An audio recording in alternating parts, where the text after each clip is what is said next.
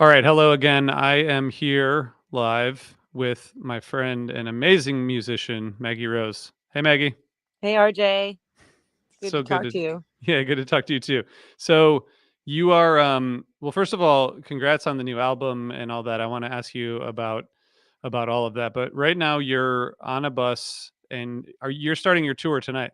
Yes, tonight is night one. We're at Del So Mar Hall in St. Louis.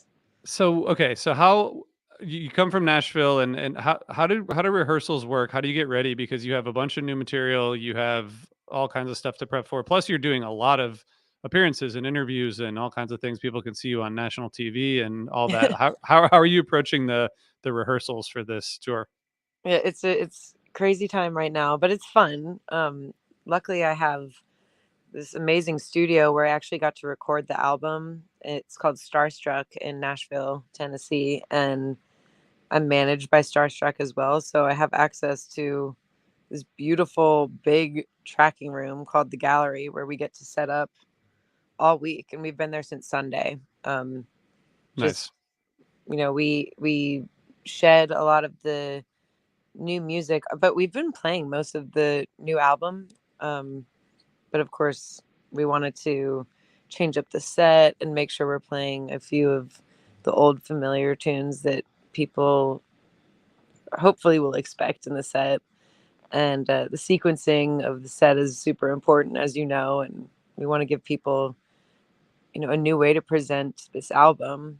So we worked through a lot of the musical components for the first 2 days, and then we set up the rehearsal space to mimic what our stage plot looks like. So we could go through every little motion of, getting the guitar and plugging it in, and where's our, like, spatially how it's going to feel on stage. We also have these really cool string parts that our mutual friend Don Hart, Amazing. put together. And while it would be lovely to travel with a 64-piece orchestra that he helped us implement, we are going to be doing some, tracks that we're going to fly to feature those parts that Don wrote. So just a few little components that are new that we're incorporating that require a lot of rehearsal and getting the formula down. How do so can you just I might not understand this, but how do you do those strings live? How's that going to work? So we are just such a live band, all the vocals, and we're a 5-piece band, so we cover as much as we can. But my drummer physically, like, fires those tracks for the songs that Oh, have wow. some string components on it. Wow. And for a few of the songs, we recorded these live sessions at the Caverns in Pelham, Tennessee, back in December. So the arrangements of those are slightly different and kind of work a little bit better to how we played the songs live. And Don, of Yeah. course, helped us arrange those as well. But Don is the best. I mean, wow, that's really, really cool. I And know. Thank you for introducing us.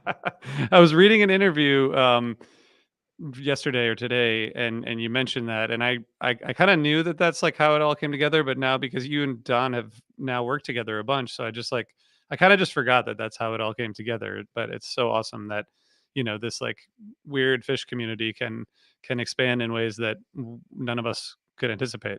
Oh, totally. I mean, I was talking to you're probably referring to the Live for Live music article. Yeah, yeah. And I was just sort of rehashing how I met all these amazing people, yourself included, during the pandemic. As hard of a time as that was, I do feel like my community got so big. I was on your Yeah. podcast, Past, Present, Future Live, and then I think Don tweeted at me after having heard the podcast and heard my song on Lightning 100, and just all the things that came together with you and Don and Tom Marshall, and then my podcast with Osiris. And it was kind of a pretty prolific time for me in terms of gaining some really talented creative friends.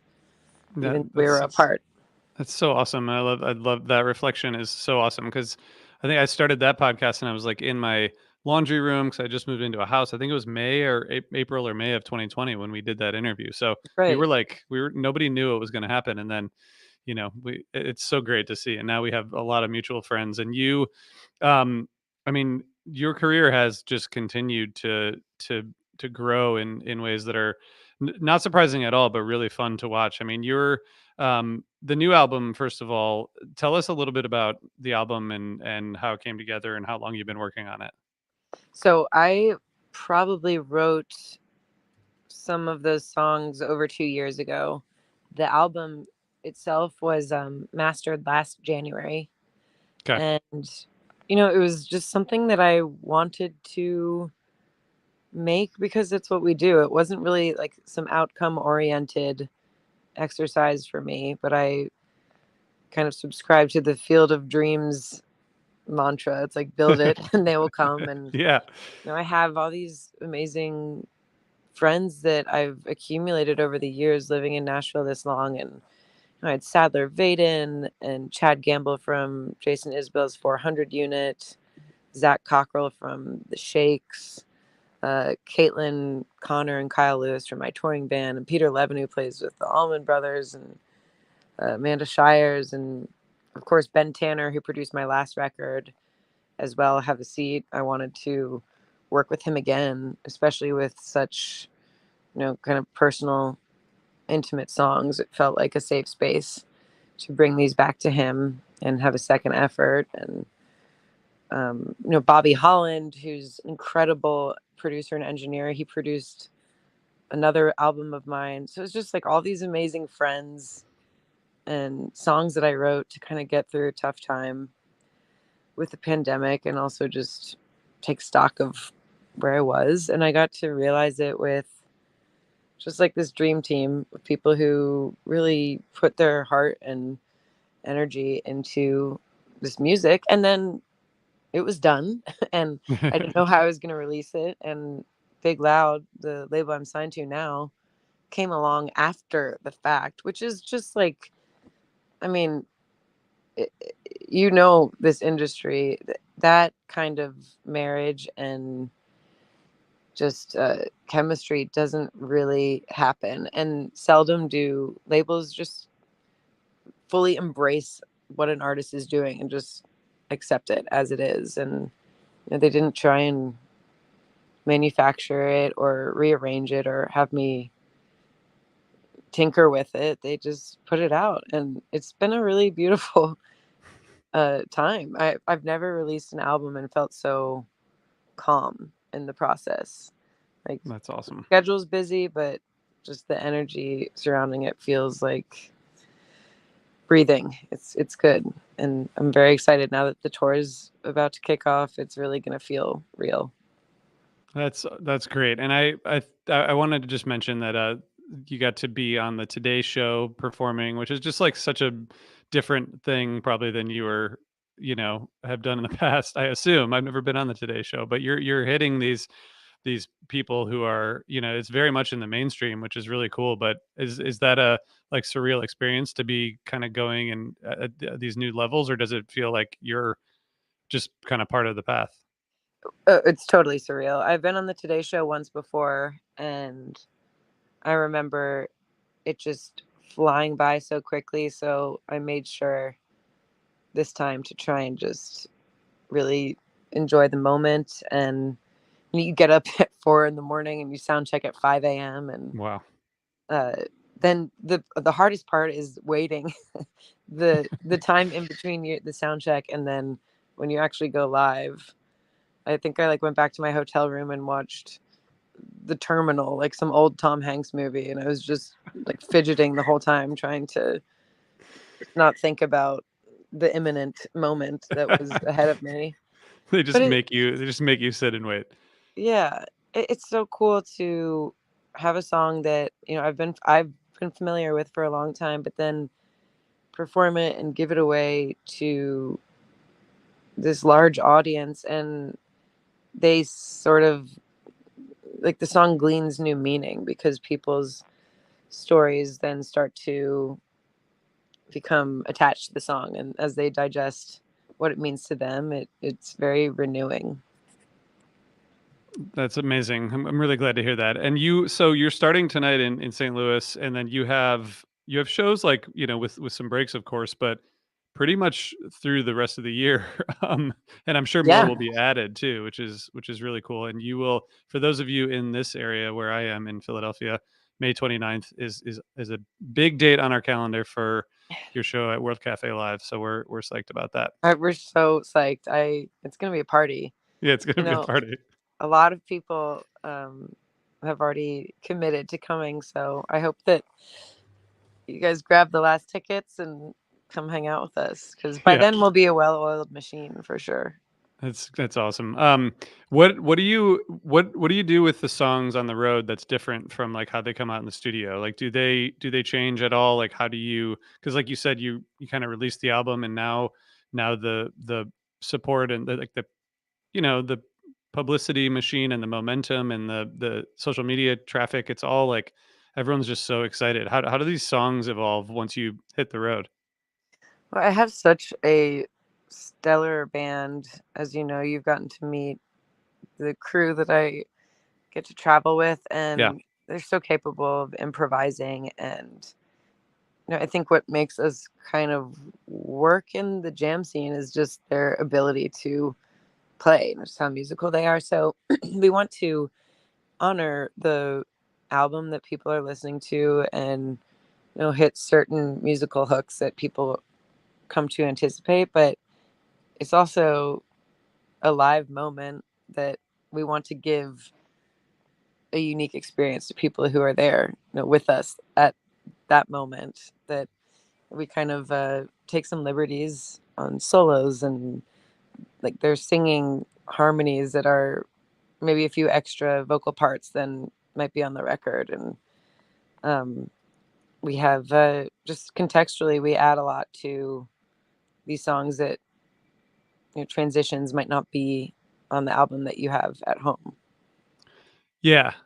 That makes sense, and I appreciate that you. I mean, you kind of have that perspective, like in the jam band world, that like it's a living thing, right? It's not Right, like you it have an has. audience, there's a rapport. Yeah, It's not like you and I are talking, it's a conversation, there's no script.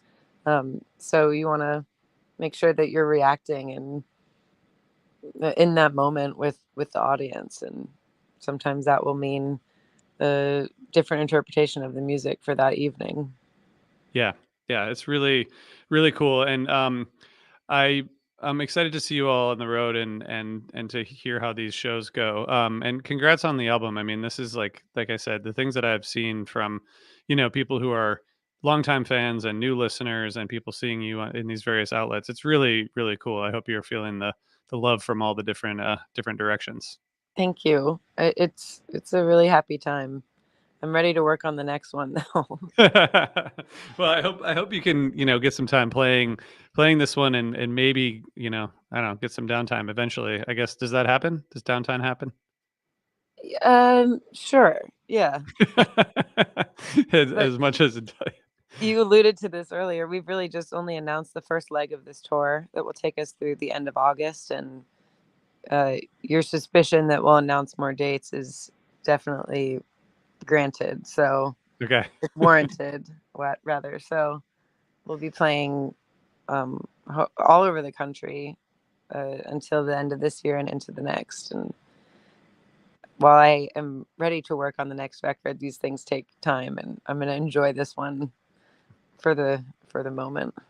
That's really great. And I just want to say before I let you go, we are for HRN. We're doing our 15th anniversary, and your team was nice enough to donate a couple of VIP passes to your show at Brooklyn Bowl in a couple weeks, which I think, as a hometown show for you, actually, let me just say first, this is through an organization called Charity Buzz. So if you look at the show notes or check out CharityBuzz.com and search Maggie or HRN, you'll see this. But um, Maggie, what's a hometown show kind of like for you? When you're rolling out this record. Well, okay, every show is special, but Yes. I will say Brooklyn Bowl, I have two amazing artists opening for me. Crystal Rose, who's my friend, not related to me, but incredible artist, and Fancy Haygood. They're both doing some sets to open up the night. And because it's a hometown show, it's gonna probably uh, be a little more bedazzled for the cast of people that we'll have on stage. And uh, because I have Don Hart at my disposal in Nashville, we're going to have Yes. some live strings. And I love Brooklyn Bowl. I feel like the production that they have at that venue just is over the top, and it's going to be a pretty awesome night. That is great. Thank you for previewing that. And for those of you who want to check out the link in the show notes, and you can bid on this. And it's two VIP tickets to the show and dinner for two at Blue Aster and 2 nights at the Russell Hotel. I think it's a pretty awesome I package. So want it. Yeah. yeah, yeah. Maybe you can. I'll send you the I'll, link. I might, yeah, I might have to place a bid Yeah, myself. yeah. But thanks for doing that, and thanks for taking a few minutes. I'm really glad I got to catch you like on the at the beginning of this tour. I'm really excited to see where it goes, and congrats again for the album and everything. Well, thank you for being such a big part of this story and connecting me with a lot of the people that made this album come to fruition. So Thank you for saying you're that. part of I the family. Yeah. I appreciate that. Well, I'm looking forward to seeing you here in Philly in May, and everyone else. You can check out the album obviously wherever you listen to music, but check out maggierosemusic.com/shows if you want to see Maggie in person soon, which you definitely should. So thanks, Maggie. Good luck on the tour. Thank you so much, RJ. It's good to talk to you. All right. Bye bye. Bye.